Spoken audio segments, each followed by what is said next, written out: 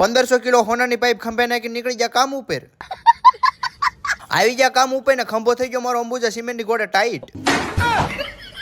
પોચા પગે દાદરા ચડે ને કરી દીધું આપણું કામ ચાલુ. ગોળી વગરની બંદૂક લઈને જાવ દીધો મોરે મોરો. એમાં હજી તો અડધું કામ ચાલુ કર્યું ત્યાં તો સંદેશો આવ્યો કે તેલનો નળ થશે લીકેજ. એલા મેં કીધું એ કામને પડતું મેં કોણ આયા આવો જલ્દી. નારાજ થયેલા નળને પ્રેમથી બહાર કાઢીને કરી દીધું રિપેરિંગ ચાલુ. ફોર લાઈન સોલ્યુશન માં દીધું લીકેજ નો પ્રોબ્લેમ કરી દીધો બંધ. હવે લીકેજ ન થાય એટલે નળને માં દીધું ગળા ટૂંકો.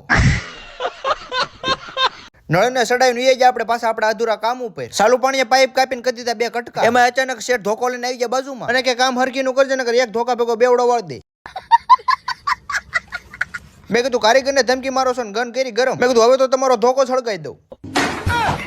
ધોકો થઈ ગયો ગરમ ને લાકડું નાખીને કરી દીધો પોળો. લઈ લીધી છે હાથમાં શાંતિની નીપલ ને બોલે દીધી બાકાજી કી. એલા મેં કીધું ધીરું મારું નગર અંદર કરી જાય તો પાછા રડતા થઈ જાઉં. 1500 મણનો વાલ લઈને કરી દીધો વાલ ફીટ. તો આજનો વ્લોગ આયા સુધી મળીએ પાછા નવા વ્લોગમાં. બાય બાય, જય માતાજી.